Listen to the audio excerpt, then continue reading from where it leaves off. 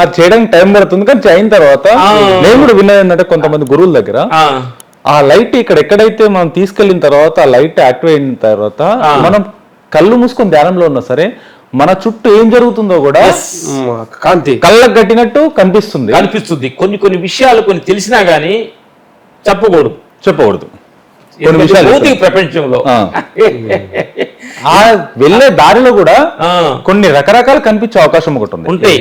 దీంట్లో నేను కొంతమంది అగరులతోటి కొంతమంది సార్లతోటి విన్నది కూడా మాస్టర్ గారు, ఒక మంత్రం తీసుకొని గురుముఖతన మంత్రం తీసుకొని ఇదే మీరు చెప్పిన విధంగా ఈ యోగాలో ఈ ఆసనంలో మంత్రం జపిస్తూ అది చేస్తే ఫలించే అవకాశం చాలా ఎక్కువ సిద్ధించే అవకాశము భగవంతుని గురుముఖత మంత్రం తీసుకొని చేస్తే అదే విషయంలో భగవంతుడు కూడా దర్శనం ఇచ్చే అవకాశము, వీళ్ళందరూ దర్శనం ఇచ్చేది కూడా అఘోరులకు సాధువులకు వీళ్ళందరికీ. మేము రజనీకాంత్ గారు అడిగే సార్ ఎందుకంటే ఎంత ఆత్మసిద్ధికి వెళ్ళారు, మళ్ళీ సినిమాలు ఎందుకు చేయాల్సి వచ్చింది, ఏంటి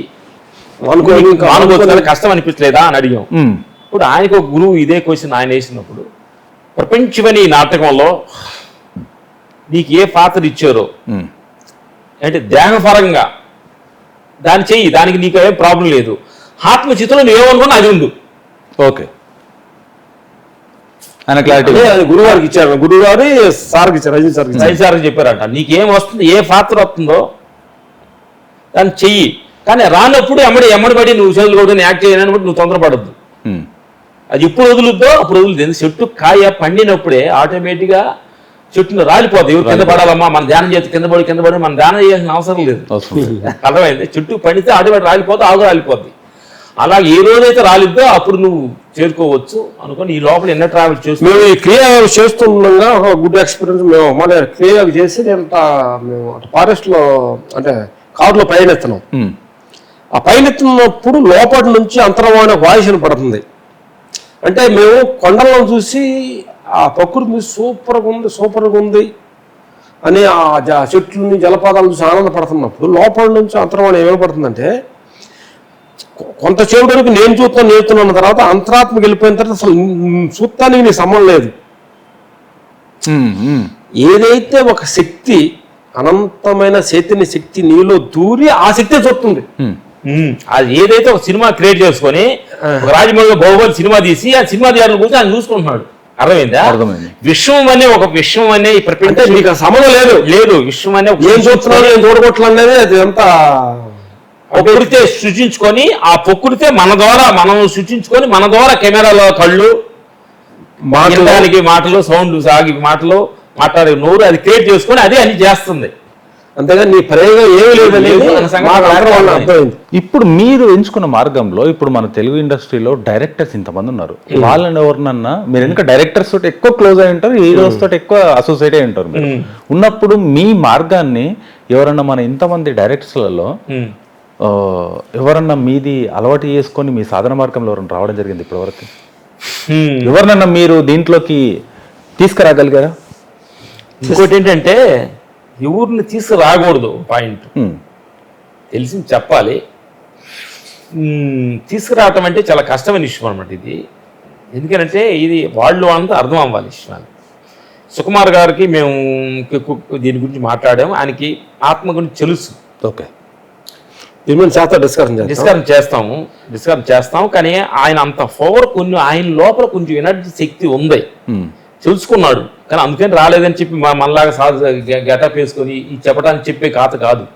ఆ శక్తులను బట్టి ఈ రోజు ప్రపంచం అంతటా ఆయన ఒక డైరెక్టర్ గా సుకుమార్ అంటే గుర్తింపు. పుష్ప రేంజ్ లో ఏంటంటే ఒక డైరెక్టర్ పాపులర్ రావాలంటే కొంచెం అనంతమైన శక్తిని ఆ ఎనర్జీని వాళ్ళు క్రియేట్ చేసుకోవాలి. ఆ శక్తి సుకుమార్ దగ్గర ఉందన్నమాట. మేము గారితో ఎక్కువ డిస్కషన్ చేస్తాం. అలా వైకుంఠపురానికి బన్నీ గారితో కూడా మేము పర్సనల్గా వెళ్ళి అది ధ్యానాల గురించి డిస్కషన్ జరిగింది. మీరు ఏం చేస్తారు మాస్టర్, ఏం చేయాలి, అల్లు అర్జున్ గారు చెప్పించాము, వెళ్ళి చెప్పాం అనమాట. అప్పుడు ఆయన దగ్గర నాకు ఒక గొప్ప ఎనర్జీ నాకు ఎక్కడ కనిపించిందంటే, మీరు ధ్యానంలో అంటే ఇది అనంతమైంది శక్తి అనేది, ధ్యానం కూర్చుంటే ఇది అంత అవుద్ది అని అన్నాడు.